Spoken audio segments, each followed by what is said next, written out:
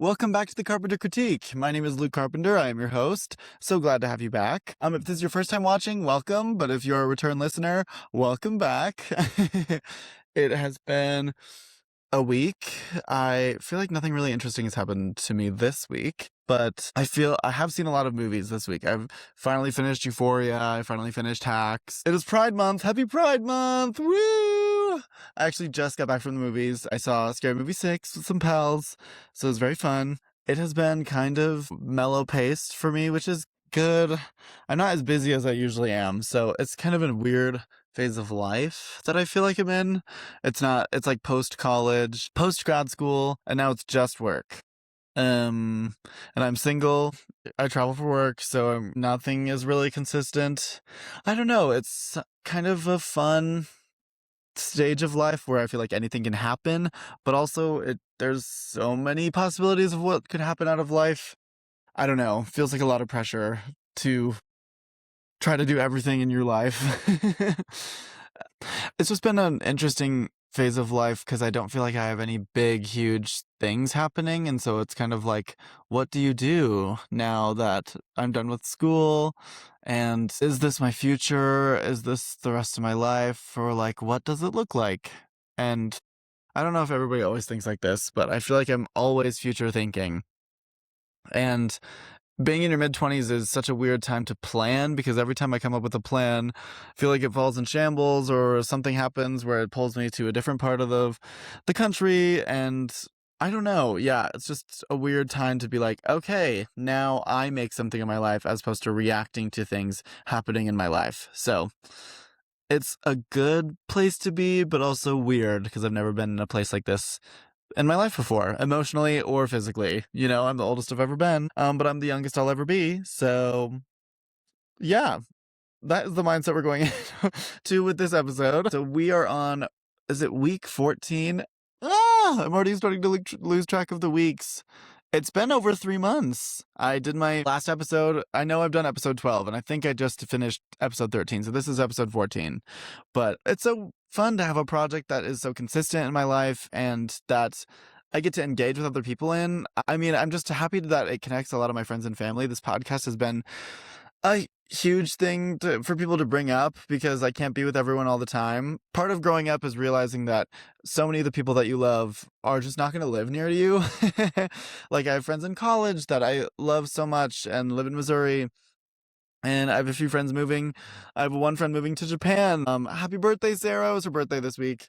But I have one friend moving to Japan later this year. And wow, it's just, I'm never going to have all of the people I love in one place.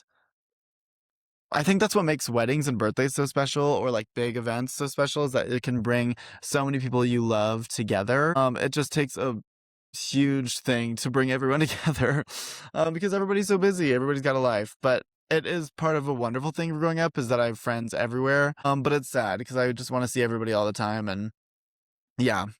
Okay, anyway, speaking of college, this episode is going to be all about Off Campus, the college drama that it was a smut, I believe. It was a smut book before.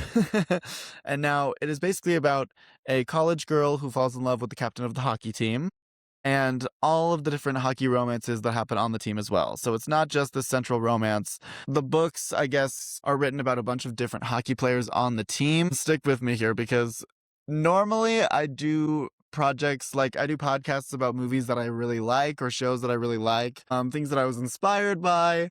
And this one is more of like, it's very popular right now. And so let me see. I was like, you know what? Let me try it out, see what all the hype is about. I mean, I mean, it was good. No, it wasn't. It was so bad. It was so bad. I had to really push through all of those episodes. I tried. I tried to be a hockey girly. I tried to be in there. And a heated rivalry is enough. It's like, well, it's gay enough for me, but it's also like it's not about the hockey almost at all. And so I feel like that's why I'm intrigued. It's fun to be like with an athlete, but like it's so hetero. The show is super hetero, which is fine. It's just like ugh, sometimes the lines in it are so bad. So I guess if I didn't provide enough context, Off Campus is a show on Amazon Prime that follows our lead girl, Ella, or is that might be her real name? I think it's Hannah or something. Or Jennifer, or like one of these like really white girl names. Okay. The television series Off Campus, based on L. Kennedy's best-selling book series, follows a group of elite ice hockey players and women in their lives. Set at fictional Briar University, it blends college romance, sports drama, and the coming-of-age struggles of transitioning into adulthood. Ah, yay. Okay, so it's not that it's like horrible, it's just that all of the lines make me feel like I'm crazy. When characters say words, when the words come out of the character's mouth, it's like, is that what a human would say to another human? Just sometimes these dating or these very heteronormative shows just have these lines that make me feel like I'm not a human person. Okay, let me read you some of these lines. I took a list because I was like, there's no way that the writers wrote this and were like, yes, we know girls. College girls, we know how to write for these college girls. Let me tell ya. Okay, so I wrote a few down. Let me. Okay. From College Girl. I think you've imprinted on this girl's pussy. If a girl said that to me and I was in college, I'd be like, I did what? You referenced Twilight talking about your puss.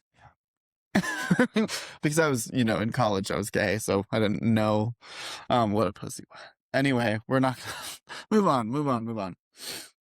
Okay. Oh, here's another one. Show me what you do to yourself when you're alone. Show me and I'll show you. Um, so like that's an actual line from the show. I'm not making this up. I wrote all of these down. That's an actual line from the show. I didn't write all of them down. I typed them on my computer, but okay, from our lead character, our heroine. She says, "Say, Garrett Graham, you are a sex god." The loaf of bread with abs, Garrett Graham. Also, oh, don't even get me started. Why was the show about the least cute one? No wonder the other storyline is eating you guys up. Dean and Allie's story is so much better, but also, I think he's fine looking. He looks like a coach, maybe a gym coach at my high school. He doesn't look like he's in college, first of all. He's definitely giving me 31, 32 with a beautiful 19-year-old woman. I'm like, well, also there's this huge element of the show where she's like, Garrett Graham, the captain of the hockey team, I can't believe you fall for a girl like me. Oh, the girl with the beautiful blue eyes and the huge boobs and lethal face card. You're surprised that the captain of the hockey team wants you? What? Also, I hate the fake dating trope. I have to say it. I think it worked in Bridgerton. I'm whenever has it worked again? Please in the comments let me know, when has the fake dating trope worked? Because almost all the time, whenever I see it in TV shows or movies, it never. I liked it in To All the Boys I Loved Before. Okay. I liked it there, but almost every other time I can think of, you can't just date. There is no reason for you to pretend to date. Even in this, there was no reason for them to pretend date. She could have just been his tutor. I don't know why the whole plot line had to be like they have to fake date. Because then it didn't even really impact the plot because they were actually falling for each other. And so when they actually fall for each other afterward, it's like, oh, well, yeah, well, they were dating. Oh, well, they were already dating. That's just so not interesting to me. I feel like it's boring and bland, and it only ever happens in movies. If someone fake dates in real life, I mean, I've never tried it actually. I should try it. Maybe I'll fake date someone and my mind will be completely changed. But otherwise, I'd never have tried it, and it just always seems stupid to me. Okay, let me read 2 more lines that I wrote down. Okay. It's a house party, bro. We need dippables. You need dips? You need dipping sauces? It's a house party, bro. We need dippables? Okay, if you said dippables around. You said dippables? Hello? What does that mean? Oh, here. This is just some hockey boy talk. The writers are like, oh, the hockey boys' locker room, we know how to write that too. First, we know girls. The first thing we know, this is the writers, by the way. The first thing we know is we know college girls. We're gonna write for them, don't we? You imprinted on this pussy, honey. Hey, Twilight, did you imprint right here? Classic hockey bro talk. My chest is not a thing. Other women seem to like it just fine. I'm so sorry, women. If a straight hockey player has ever said that to you, my chest is not a thing. Other women seem to like it just fine. If a straight man says that to you, I would run. Them referring to their chest as not a thing. Also, I just can't do that. I can't do that. Ugh, don't talk about your chest. Don't talk about it. Why are you talking about it as if it's not a part of you? It is. It's a part of you. That's your chest. Okay. Sorry, you see why this show was so hard for me to get through? I watched it in 2 days, but it was still, I was trudging. I was trudging my feet, getting through it. I will say, the boys are very cute, so if you're watching it and you want to watch hot boys, they are very attractive. The girls are beautiful as well. Holy crap. The girl that plays Hannah, she is gorgeous, and she's so funny. I honestly felt like she is the reason why this show works so well. Sure, it has like the hockey romance and smut and everything, but she has this charisma on screen. I was like, okay, I see why people like this show, because she's very likable. I really like her. And also, the girl that plays Allie, baddie. Bad. She walked in that JLo dress, all jaws on the floor. Her body is tea. I love her hair. Face is so cute, so beautiful. She's so sexy, but in a cute way. She's theatery. I love a theater girl. Ugh. Yeah, the girls in the show are absolute baddies. I'm excited for Dean and Allie in season 2, for sure. I also think they're probably the more interesting couple. I know that's not really a hot take because everybody is saying that, but it's true. The best episodes of the show are definitely the ones that are more centered around Dean and Allie. I feel like Hannah and Garrett kind of works because I think Hannah's fun and she's cringy, but also in a cute way. Garrett, I'm just kind of like, but it's fine. You know, he works perfect as the straight man lead. I don't know. I mean, there's nothing really that interesting about him. I feel like I'm looking at a loaf of bread with abs whenever I see him. But whatever. I feel like that's what girls want. They just kind of want a guy to be hot and not to say too much and just be nice. That's really where the standards are right now. And a lot of times the girls will settle for if you're not hot, as long as you're nice, which is a pretty low bar, but still surprisingly hard to meet. If you're dating men, you know what I'm talking about. Um, yeah, I don't think there's too much to say about the show. I mean, it went exactly where I thought it would go. It was fun show to watch with your girls. Or honestly, it's a fun show to shit on because it's just so far from my college reality.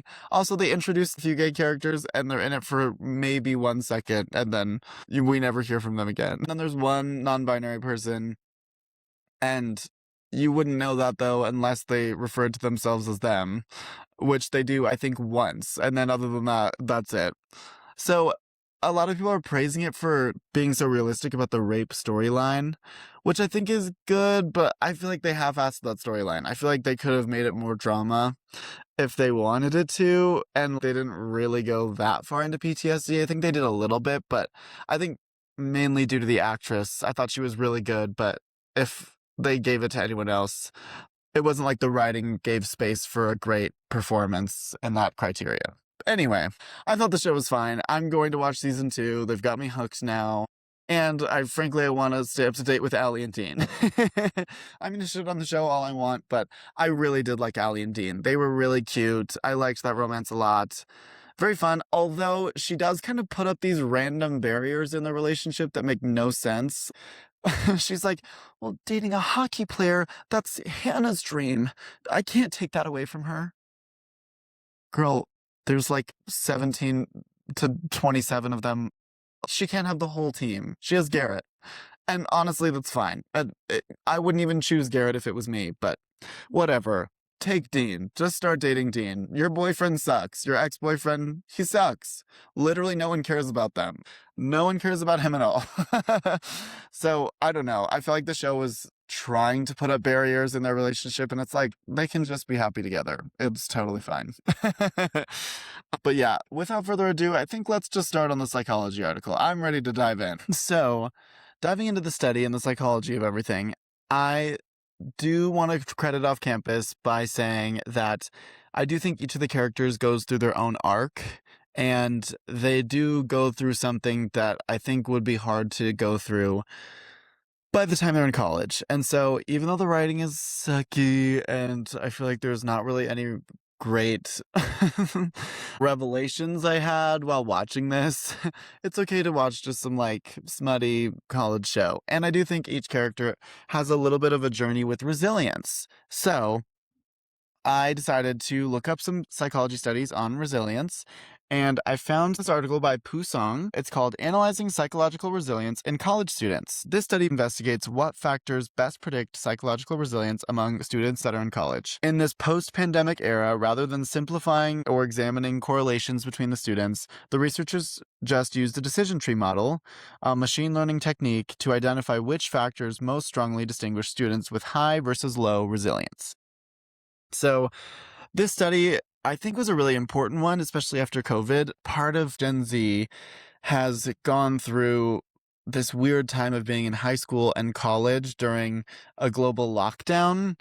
Um, so like first person in my family to ever go through a global lockdown while being in college, right? That's so weird. But a lot of Gen Z was in high school or in these rather formative teenage years when the COVID pandemic happened. And so it had a really interesting effect. And I think we're noticing now we're still in this online era. People are still having crazy screen time and we cannot function without our phones right now.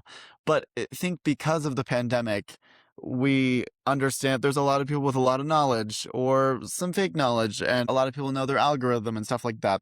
Our vocabulary has changed. We've gone more online than we have in person, and part of our upbringing is the internet, and part of my personality is in my phone, which is crazy to say, and I'm definitely spending a lot of my time looking at screens, and that's not normal.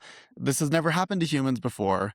And so now we're looking into it. And I think it's a really important study because through the pandemic, we noticed that a lot of Gen Z people or people who were in college at the time have increased stress and uncertainty. We experienced social isolation during a rather social time, or supposed to be a social time of our lives. There's academic disruption to people who couldn't or didn't have an environment to learn at home. That year or 2 years, 3 years was really hard because you had to figure out how to learn in an environment where you weren't used to learning before, or try to figure out how your brain works when you can hear your family fighting in the living room. You know, it's just a different, it was a different time.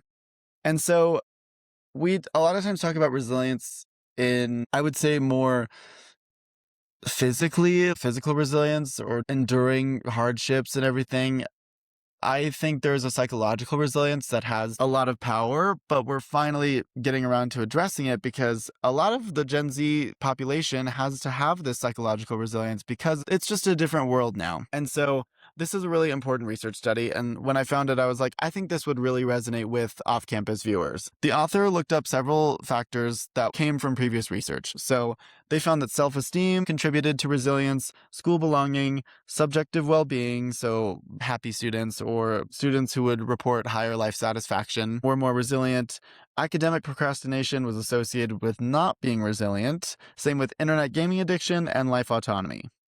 So they decided to do their own study, and through a machine learning decision tree model, they then asked 776 college students, students from Chinese universities and various demographic backgrounds. They gathered information on self-esteem, school belonging, subjective well-being, pro-environmental behavior, academic procrastination, internet gaming addictions, life autonomy, and academic achievement. And then all of this and how those factors contributed to their psychological resilience. And if I'm speaking in too big of words, psychological resilience is like, I would frame it to be people who can keep a good head on their shoulders even in a really hard time of their life. So how do we grow this in the next generation? How do we make sure our next generation is prepared to have good mental health? And I think this is a really important issue because Gen Alpha, we're still trying to figure out how the internet affects the brain. I mean, there's tons of science on it, but it's not going away. We need the internet. We need our phones. And the way that technology is advancing, we've got to figure out a way to keep mental health stable, especially for our young kids. So I love this. I really, really love the study. So the traditional research focused a lot on surveys, focused a lot on their previous models or maybe different experiments, but this decision tree model was putting more the student in control, so where they were reporting their behavior. That is a little bit of a limitation of the study, but it's also a self-report thing. So if they can trust 776 students, there's probably a good amount that they can maybe even out. So people who report themselves really well or over-report themselves versus people who don't report enough on themselves, they've got a pretty good sample size to record the data. So what they found was that self-esteem was the most powerful predictor of resilience. So people with high self-esteem had confidence, high adaptability, emotional stability, and then really effective coping strategies. The researchers suggest that self-esteem acts as a psychological foundation. So how you think of yourself, what you think of your own identity, all those things. People who had very high self-esteem were often more resilient, which is cool. When students believe that they are capable and valuable, they are more likely to face challenges directly, view setbacks as just temporary, and recover more quickly from adversity. I think adults could learn from this. If we have high self-esteem as an adult, you totally face challenges more directly. You can view setbacks as temporary. We got to keep telling ourselves this. School belonging was the second strongest predictor. I would more interpret this as a community belonging. If you feel connected to your peers and accepted by the people maybe above you in your life, or you see as more mentors, and in this they say faculty, but probably people that you look up to. If you feel accepted by the people that you look up to, then you're integrated into your community life. They showed greater resilience, and oftentimes this contributes to emotional support, social resources, and basically social validation, knowing that you'll be okay if something goes wrong, you can reach out to people. Pro-environmental behavior predicted resilience. So if you want to save the world, you're more willing to recycle, and if you're participating in conservation efforts, sustainable lifestyle choices, you are looking towards resilience, which is great. Also, subjective well-being was important, but it's not just that people are born happy or more satisfied with life. I think sometimes it's just a glass half full type of thing, but also it wasn't the most powerful predictor, which I think is cool. Academic procrastination reduced resilience.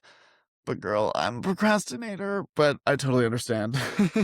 If you feel like you have accomplished things, then you absolutely think you can accomplish more things versus you're not thinking about the things that you still have to do, which totally get. If you have autonomy in your own life, that enhanced resilience as well. So you feel like you can make decisions confidently, maintain motivation. Internet gaming addiction was a negative predictor. Duh. So like, if I'm spending all my time gaming, I probably am not going to face life challenges.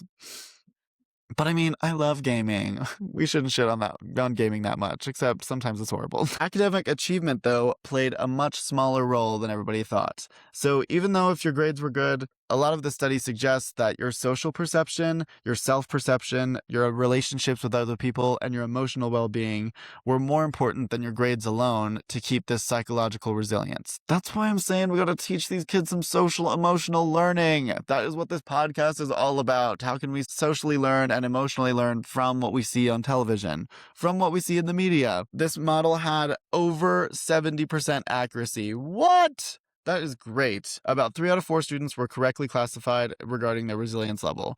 Wow, wow, wow, wow, wow. This study was really meaningful and also was really efficient because it clearly works. So some practical implications, like the author suggests, we need to focus on building self-esteem in young people, increasing belonging in community, reducing procrastination, and supporting well-being. Which, when I say this out loud, it's like, duh, but also, this is really a lot of the priorities in schools I would say is mismatched. We are focused so much on grades, but I do think we have to take into consideration the social and emotional needs of the children. Well, I say children, these are college students. They're going through a lot, and it's their first time being an adult. So, of course, I feel like it makes sense that it would be a time in your life that would be a time to build resilience. If colleges focused a little bit more on that, it might change the way education is perceived, but also I think the way college works is meant to build resilience, just maybe not in the way that they're intending. I think the bottom line takeaway, though, from the study is that resilience is more driven by how students see themselves and how connected they feel to others than by academic performance. The way the pathway works is that it goes if you have high self esteem or if you have strong community belonging, you have greater well being and adaptive behaviors, and you have a higher resilience and a higher chance that you can take on life's challenges. Awesome. So the study shows us that students who feel valued, capable, and connected may be the ones to watch for the future. Of course. So let's bring it back into off campus. I'm going to apply this to our main characters. So how do our main characters fit into this like resilience box?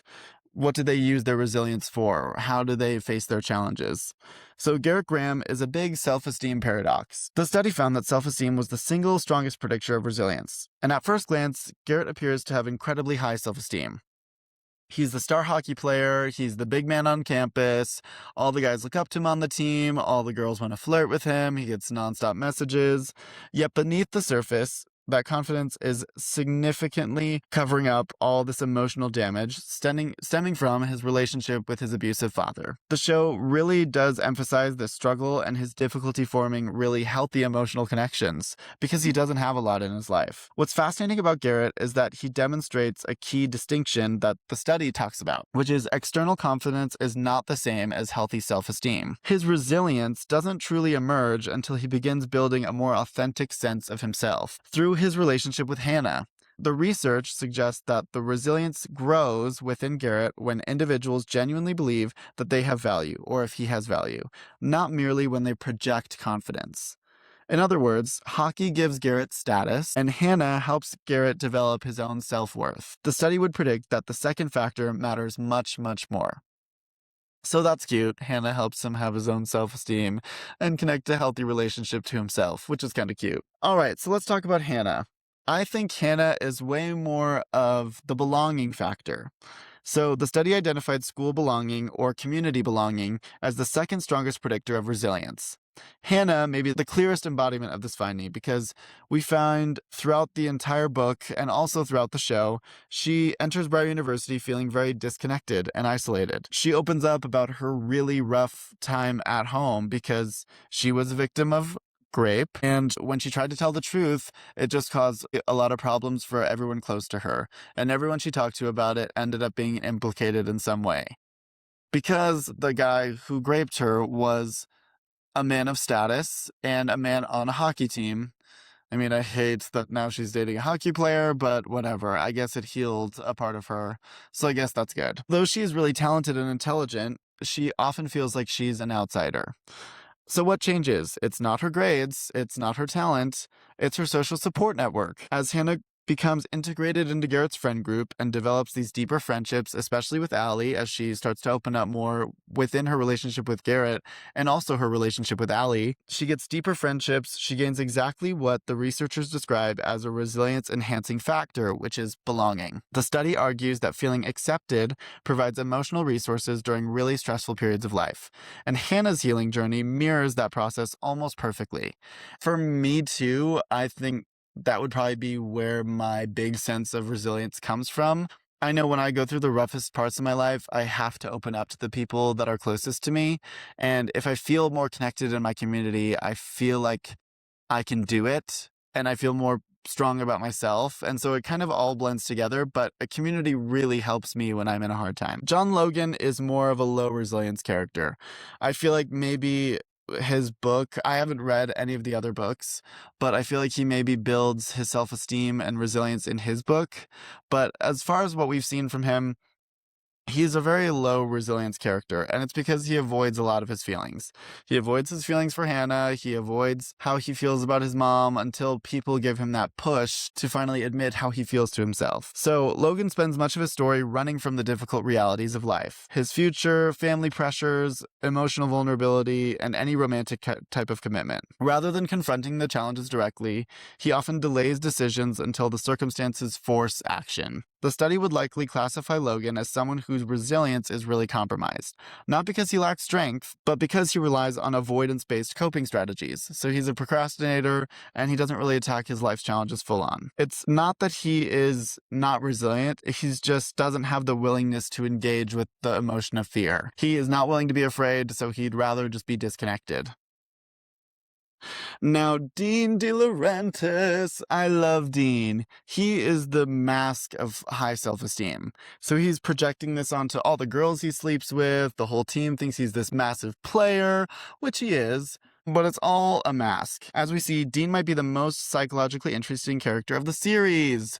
What? Of course. The study repeatedly emphasizes that resilience comes from authentic self-esteem and meaningful relationships. Dean initially appears to possess neither. He hides behind his humor, his charm, his casual relationships, constant social validation, and constant sex. Yet when he meets Allie, this idea that he's built of himself starts to crumble. Their relationship really forces him to confront deeper emotion and deeper needs and his deeper vulnerabilities.